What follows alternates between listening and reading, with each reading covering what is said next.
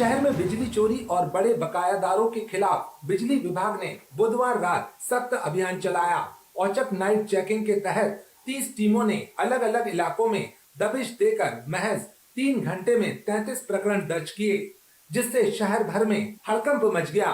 कार्रवाई के दौरान 15 उपभोक्ता सीधे बिजली चोरी करते रंगे हाथ पकड़े गए, जबकि 18 अन्य उपभोक्ता अवैध कनेक्शन के जरिए बिजली का उपयोग करते पाए गए। सभी के खिलाफ विद्युत अधिनियम की धारा 135 और 138 के तहत कार्रवाई की गई। साथ ही अन्य मामलों में भी प्रकरण दर्ज किए जा रहे हैं। इस अभियान में करीब 30 अधिकारी और 100 से अधिक कर्मचारी शामिल रहे। खास बात यह रही कि वरिष्ठ अधिकारी भी मौके पर मौजूद रहकर कार्रवाई की निगरानी करते रहे। बिजली विभाग ने स्पष्ट किया है कि बकाया राशि नहीं चुकाने और चोरी करने वालों के खिलाफ आगे भी ऐसे सख्त अभियान जारी रहेंगे। साथ ही उपभोक्ताओं से नियमों का पालन करने की अपील की गई है। आज जबलपुर शहर में एक औचक निरीक्षण की ड्राइव चल रही है, जिसमें हमारे आदरणीय मुख्य अभियंता महोदय जबलपुर क्षेत्र के गिरिया साहब भी स्वयं स्थल पर मौजूद है और यहीं पर ही साथ में है मेरे।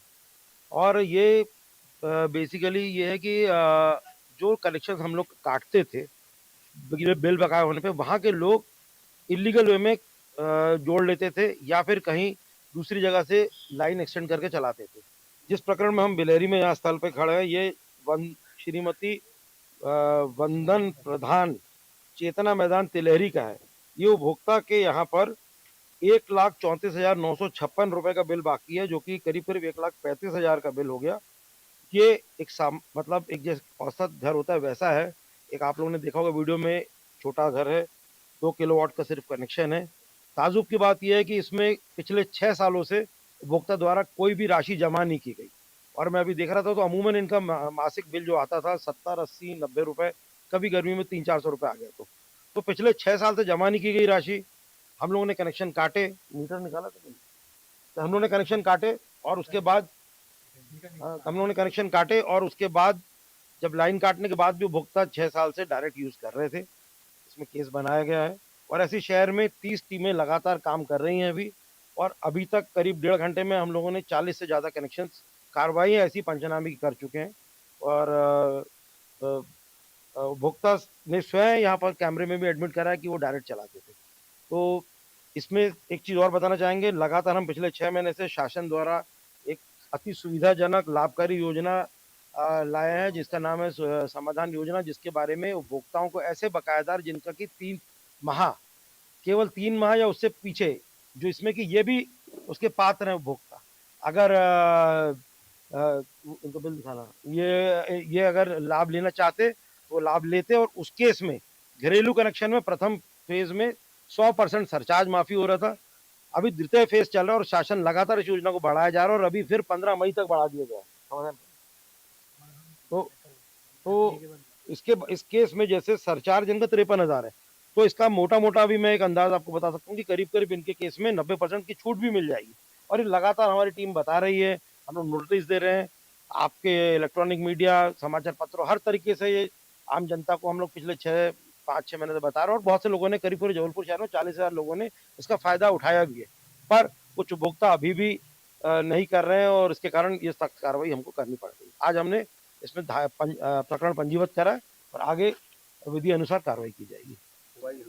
जैसा कि हमने पहले ही बताया था कि आज जबलपुर शहर में विभिन्न स्थानों पर हमने 30 टीम बनाकर जो बकाया राशि है और जिनने जमा भी नहीं किया और उसके बाद भी कनेक्शन चला रहे हैं, उनके यहाँ हमने एक टीम नाइट चेकिंग चालू किया है।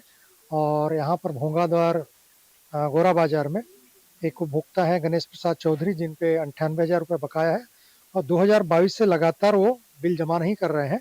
साथ में आज जब चेक किया तो उनका मीटर भी डायरेक्ट पाया गया और पोल से कनेक्शन भी लिए हुए हैं। इस प्रकार उनने 2 धाराओं में एक अपराध किया है। एक तो हमारा कनेक्शन कटा था 126 के तहत और एक चोरी का 135 के तहत। 2 तरह की धारा इन पर लगेगी और हम सीधा कोर्ट में इसको प्रस्तुत करेंगे। और उपभोक्ता को समझाइश दी गई है, इसके बाद भी वो अभी मानने तैयार नहीं है। जब भी वो आएंगे उसकी कार्रवाई पूर्ण की जाएगी। पुलिस अधीक्षक के निर्देश में जबलपुर पुलिस ने एक बड़ी सफलता हासिल करते हुए CEIR पोर्टल की मदद से गुम हुए 150 मोबाइल फोन ट्रेस कर उनके असली मालिकों को वापस सौंप दिए। इन मोबाइल फोन की कुल अनुमानित कीमत लगभग 25 लाख रुपए बताई जा रही है। यह कार्रवाई पुलिस अधीक्षक संपत उपाध्याय के आदेश और अतिरिक्त पुलिस अधीक्षक जितेंद्र कुमार सिंह के मार्गदर्शन में की गई। इस उपलब्धि से न केवल नागरिकों में पुलिस के प्रति विश्वास बढ़ा है, बल्कि तकनीक के बेहतर उपयोग का भी उदाहरण सामने आया है। इस अवसर पर पुलिस अधीक्षक ने नागरिकों से अपील करते हुए कहा कि यदि किसी का मोबाइल फोन गुम हो जाए तो तुरंत संबंधित थाने में शिकायत दर्ज कराएं और CEIR पोर्टल पर पंजीयन अवश्य कराएं। साथ ही उन्होंने साइबर अपराधों को लेकर भी सतर्क रहने की सलाह दी। यदि कोई व्यक्ति साइबर फ्रॉड का शिकार होता है या किसी संदिग्ध ऑनलाइन गतिविधि की जानकारी मिलती है तो तुरंत राष्ट्रीय साइबर हेल्पलाइन नंबर 1930 पर कॉल करें। मेरा ये वन प्लस का मोबाइल 21/3 को गिर गया था। मैं तिलवारा थाने में गया तो मुझे जो सबसे अच्छी बात लगी, उन मैडम का, मैं नाम तो नहीं जानता ये सारी मैडम का, उन्होंने बहुत ही सहृदयता से मेरे को डील किया। तुरंत साइबर सेल में इस बात का रजिस्ट्रेशन कराया और मैं साइबर सेल को भी धन्यवाद दूंगा कि माननीय पुलिस अधीक्षक महोदय में हमारी जबलपुर की पुलिस जो है वो बहुत अच्छा काम कर रही है। सर बहुत खुशी हो रही है, इतने मेहनत से पैसे कमाते हैं हम, अच्छा लगता है। सर उम्मीद तो नहीं थी, लेकिन सर लोगों ने कर दिखाया। पुलिस का अच्छा काम। जी बहुत अच्छा। कहाँ से घूमा था? जी हमारा स्टेशन के पास ही घूमा था। कहाँ रहते हैं आप? मैं शास्त्री नगर में रहती हूँ। हाँ मिल गया सर, धन्यवाद। कहाँ घूमा था? भेड़ा घाट बाईपास। जी जी कीमत का मोबाइल था आपका? मोबाइल 20,000। सर मेरा मोबाइल था देवताल गार्डन के समय पर हम लोग घूमने गए थे, तो वहाँ से जेब से निकल गया था, पर्स से। कितनी कीमत है? कितना अच्छा लग रहा पूरा? जी ये मेरा मोबाइल था A30, आपका 17,000 के लगभग का था, और इसके घूमने के बाद मुझे बहुत नुकसान हुआ। काफ़ी मेरी फाइलें, हाई कोर्ट की फाइलें को जो डॉक्यूमेंट है फिर उनका पता नहीं चला, लेकिन मोबाइल मिलने से मुझे बहुत खुशी हो रही है और लग रहा है कि ऐसी टीम को मैं हमेशा धन्यवाद बोलना चाहूँगी। बहुत अच्छा लग रहा है सर, और ये देखकर पुलिस की मेहनत देखकर कि जो साइबर सेल चला हुआ है, इसके द्वारा जो गरीब लोग हैं जो मोबाइल बहुत मुश्किल से खरीद पाते हैं, उनके लिए तो ये बहुत ही खुशी की बात है, कहना चाहिए। मेरे लिए भी, मुझे यकीन नहीं था कि मेरा मोबाइल मिल जाएगा, लेकिन बहुत ही कम समय में मोबाइल प्राप्त हुआ, तो आज बहुत ज़्यादा खुशी हो रही है। और मैं सभी पुलिस वालों का धन्यवाद देती हूँ कि ऐसे ही वो अपना कार्य, जो प्रशासनिक कार्य कर रहे हैं बहुत अच्छे से, इससे बहुत अच्छा, मुझे बहुत खुशी हो रही है। जबलपुर जिले में जो मोबाइल गुम होते हैं उनके संबंध में साइबर सेल में कंप्लेन आती है, थानों में कंप्लेन आती है। उन सभी कंप्लेन पे साइबर सेल जबलपुर की लगातार प्रयास करती है मोबाइलों को ढूंढने की। उस तारतम्य में आज 150 मोबाइलों का वितरण किया गया है, जिसमें जिनके मोबाइल धारक थे उनको लौटाया गया है। साथ ही इस मौके पे लोगों को जागरूक भी किया गया है कि अपने मोबाइल की सुरक्षा के लिए उसमें गूगल ट्रैकिंग ऑन रखें, लोकेशन ट्रैकिंग ऑन रखें और किसी तरह का कोई फ्रॉड इत्यादि में आप ना आए। आजकल भय और प्रलोभन 2 तरीकों से काफ़ी लोगों के साथ फ्रॉड हो रहे हैं, जिसमें अलग-अलग इन्वेस्टमेंट के नाम पे, पैसा बढ़ाने के नाम पे लोगों को आता है या कई बार डिजिटल अरेस्ट जैसी भी स्थिति आती है। इन सभी चीज़ों के संबंध में लोगों को जागरूक किया गया और ये भी बताया गया कि अगर कोई घटना आपके साथ या आपके परिजनों या किसी मित्र दोस्त के साथ ऐसी होती है तो तत्काल उसको अपने नज़दीकी थाने में, साइबर सेल में, कंट्रोल रूम में सूचित करें। महानद्दा स्थित शुभ मोटर्स पर केंद्रीय GST का छापा, बिक्री और रिटर्न में गड़बड़ी की आशंका।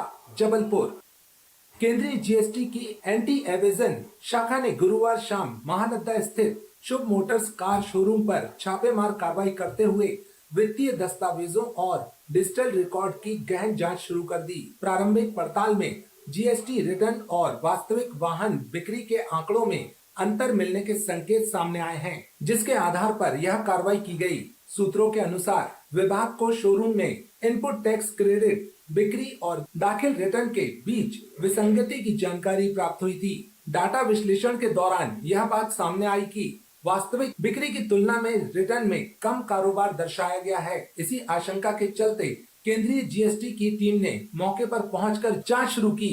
छापे के दौरान जांच अधिकारियों ने शोरूम कर्मचारियों के मोबाइल फोन अस्थायी रूप से अपने कब्जे में ले लिए ताकि किसी भी प्रकार की सूचना लीक न हो और दस्तावेजों में छेड़छाड़ की संभावना समाप्त की जा सके। टीम ने शोरूम में उपलब्ध खरीदी बिक्री से जुड़े दस्तावेज, कंप्यूटर डाटा और अन्य डिजिटल रिकॉर्ड भी अपने कब्जे में लेकर जांच प्रारंभ कर दी। इसके अलावा ग्राहकों द्वारा वाहन खरीदी के समय जमा किए गए दस्तावेजों की भी बारीकी से जांच की जा रही है। अधिकारी यह पता लगाने में जुटे हैं कि बिक्री से हुई वास्तविक आय को रिटर्न में सही तरीके से क्यों नहीं दर्शाया गया। देर रात तक केंद्रीय जीएसटी की टीम वित्तीय रिकॉर्ड और दस्तावेजों की जांच में जुटी रही। फिलहाल विभाग की ओर से इस कार्रवाई को लेकर कोई आधिकारिक बयान जारी नहीं किया गया है। एनएसयूआई के स्थापना दिवस पर कांग्रेस और एनएसयूआई कार्यकर्ताओं ने बढ़ती महंगाई और रसोई गैस सिलेंडर की कीमतों को लेकर भाजपा कार्यालय का घेराव कर विरोध प्रदर्शन किया। इस दौरान प्रदर्शनकारियों ने सरकार के खिलाफ जमकर नारेबाजी की। प्रदर्शन के दौरान स्थिति तब तनावपूर्ण हो गई जब पुलिस और कार्यकर्ताओं के बीच धक्का मुक्की की स्थिति बन गई। महिला कार्यकर्ताओं ने आरोप लगाया कि उन्हें जबरन घसीटा गया और उनके साथ दुर्व्यवहार किया गया। कांग्रेस नेताओं ने कहा कि महंगाई के मुद्दे पर शांतिपूर्ण आंदोलन किया जा रहा था, लेकिन प्रशासन द्वारा इसे दबाने की कोशिश की गई। उन्होंने सरकार पर तानाशाही रवैया अपनाने का आरोप लगाते हुए कहा कि कांग्रेस कार्यकर्ता डरने वाले नहीं हैं और जनता के मुद्दों को लेकर संघर्ष जारी रहेगा। सरकार देश नहीं चला पा रही, प्रदेश नहीं चला पा रही, लेकिन जब शांतिपूर्ण आंदोलन होता है तो लाठी चलाने के लिए और आंदोलन को दबाने के लिए पूरा प्रशासन लगा दिया जाता है, लेकिन कांग्रेस के लोग इससे डरने वाले नहीं। आजकल बल प्रयोग भी हुआ, आप देख तो रहे, बल प्रयोग क्या, पूरा शहर की पुलिस यहाँ लगा दी। ये ऐसी काम करने वाली सरकार है जो काम करने के लिए तो कुछ नहीं है, और पूरा देश देख रहा है कि किस तरह से नरेंद्र जी ने सरेंडर किया है, और पूरा देश ये भी देख रहा है कि किस तरह से पाकिस्तान जैसे देश आज आगे आकर रहे और हिंदुस्तान की नाक कटवाने में मोदी जी ने कोई कसर नहीं छोड़ी। पेट्रोलियम पदार्थों और चाहे दीगर महंगाई हो, युद्ध की विभीषिका में ट्रंप का हौसला बढ़ाने वाले लोग, इजराइल का हौसला बढ़ाने वाले लोग उतने ही दोषी हैं जितने ट्रंप और इजराइल दोषी है। तो ये एकदम जो आपदा आम जनमानस पे आई, एक तो रोजगार नहीं, महंगाई चरम पे, अब पूरे जनमानस को लत लगा दी गैस की, लोग चूल्हे भूल गए। अब स्थिति ये है कि गैस नहीं मिल रही और सरकार का जो दायित्व होता, सरकार उससे विमुख हो गई। सिर्फ और सिर्फ सरकार के जिम्मेदार लोग 5 राज्यों के चुनाव में लगे हैं। जनता भाड़ में जाए, जनता से कुछ लेना देना नहीं। 5 राज्य के चुनाव में अपनी नेतागिरी चमका रहे हैं और देश की विदेश में इस तरीके की बना रहे कि हमारा आत्मसम्मान स्वाभिमान भी सुरक्षित नहीं है, गरीब मध्यम वर्गीय आदमी के हित सुरक्षित नहीं है। इन तमाम बातों का प्रतिकार आज एनएसयूआई के हमारी साथियों ने किया। एनएसयूआई के स्थापना दिवस के उपलक्ष्य में हमने बढ़ती हुई महंगाई और रसोई गैस सिलेंडर को लेकर कार्यक्रम किया था। यहाँ पे हम अपना बीजेपी कार्यालय में विरोध प्रदर्शन दर्ज कराने आए थे, लेकिन आप देख रहे हैं किस प्रकार बीजेपी के ये गुंडे, ये पुलिस वाले गुंडे हम लोगों को किस प्रकार और किस कदर घसीट रहे हैं। हम सिर्फ अपना विरोध दर्ज करा रहे थे, लेकिन इन्होंने घसीट के सबकी हालत खराब कर दी है। यहाँ पे आज बीजेपी की तानाशाही देखिए, हम लोगों ने गैस सिलेंडर का आंदोलन किया, जिस पर महिलाओं के हक की बात की।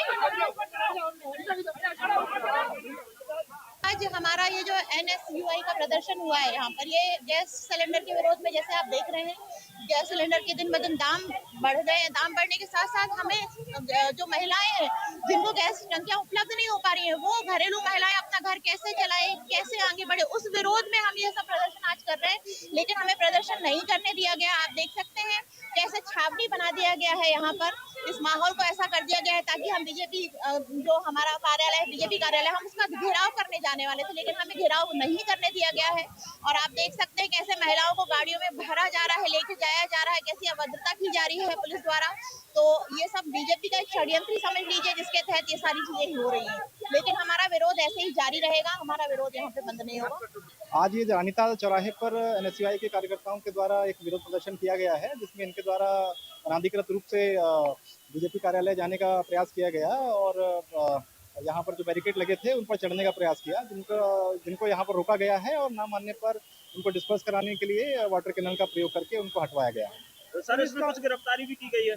इनको 2-3 लोगों को अभी प्रतिबंधात्मक रूप से अभिरक्षा में लिया गया है और अभी कार्रवाई की जा रही है। कुछ बल प्रयोग भी किया गया है पुलिस द्वारा? उनको यहाँ से डिस्पर्स कराया गया है और बाकी और कोई ऐसा बल प्रयोग नहीं किया गया है। वाटर कैनल का इस्तेमाल किया? हाँ, वाटर कैनन का प्रयोग किया गया है, डिस्पर्स कराने के लिए उनको वाटर कैनन का प्रयोग कराया गया है।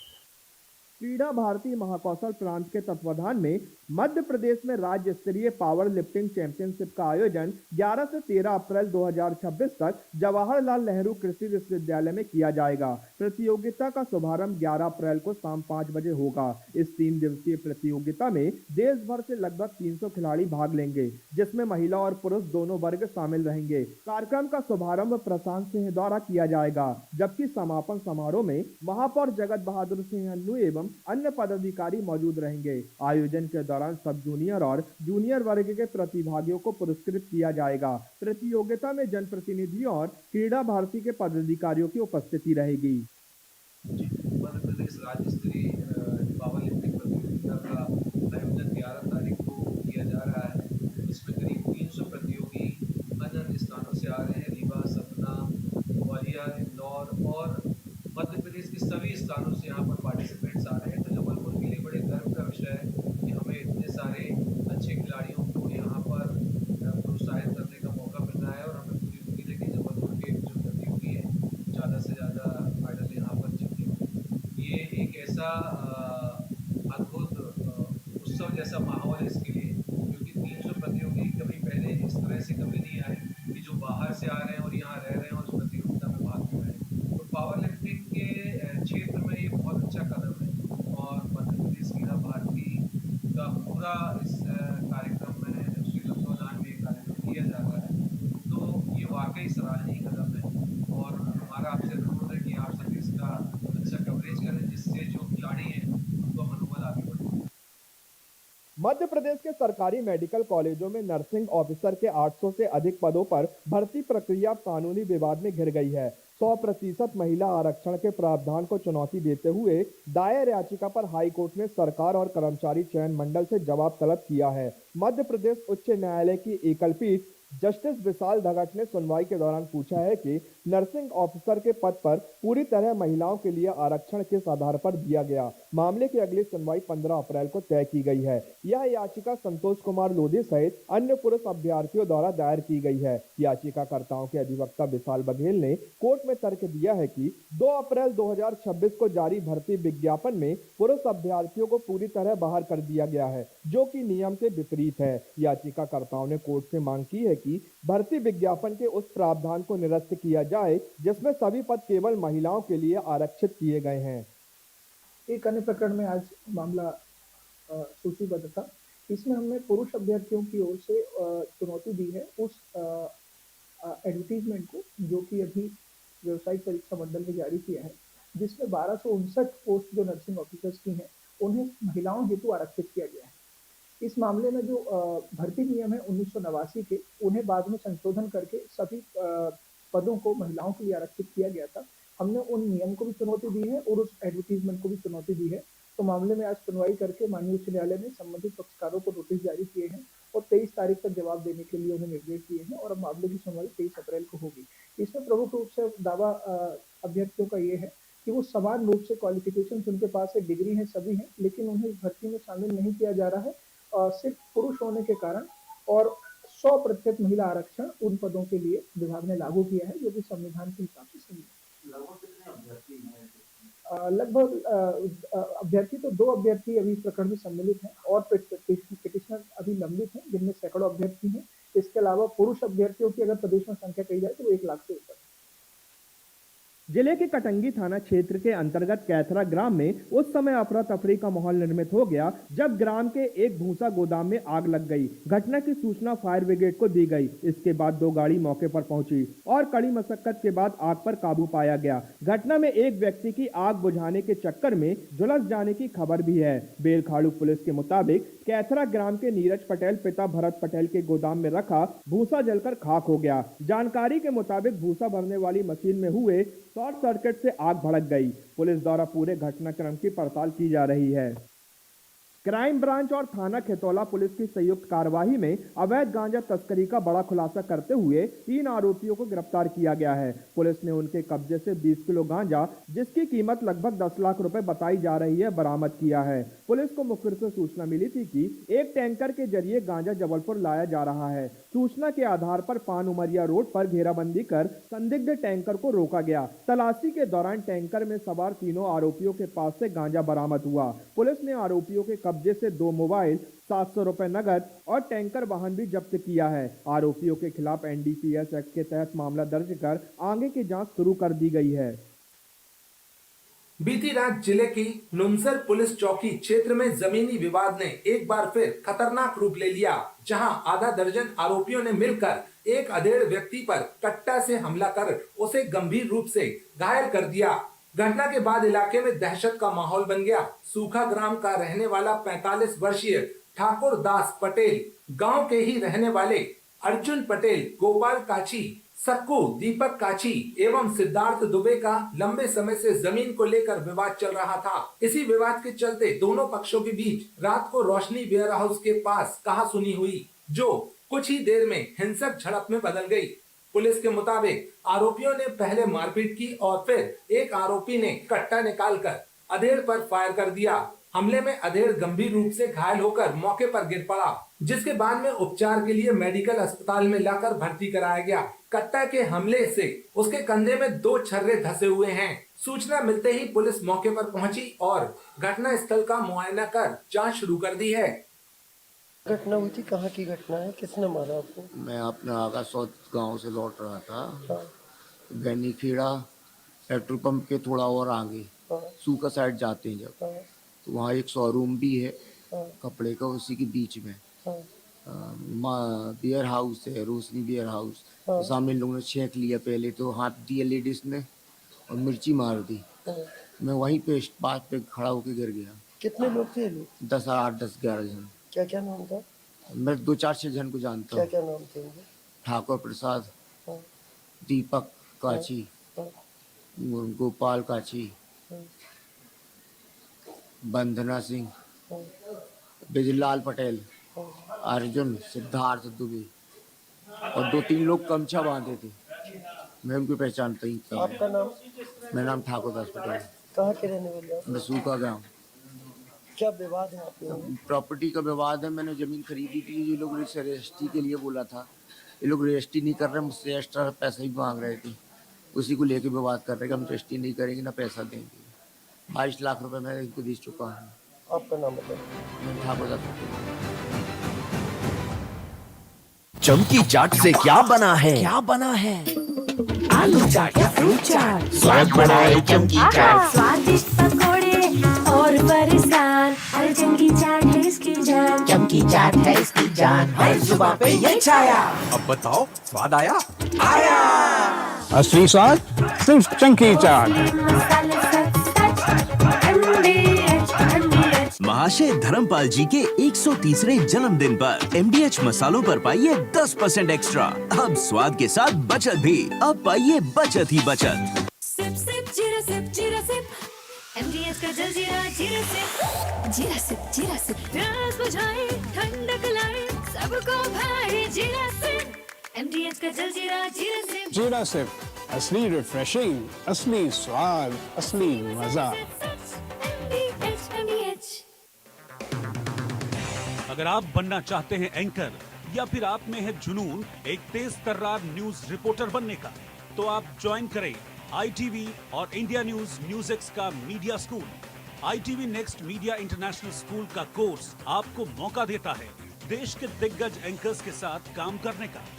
ITV next media international school में आप बेहद नजदीकी से देख पाएंगे किस तरह से ITV नेटवर्क के दिग्गज पत्रकारों की टीम दिन रात खबरों पर काम करती है। इस कोर्स के दौरान आप सीखेंगे एंकरिंग की एक एक बारीकी उन एंकर्स के साथ जो देश को रखते हैं हर खबर से बाखबर। ITV next media international school का ये कोर्स आपके एंकरिंग स्किल्स को करेगा इतना सशक्त मजबूत जिससे आप बनेंगे पत्रकारिता की दुनिया का वो चमकता चेहरा जो दुनिया देखेगी और पसंद करेगी।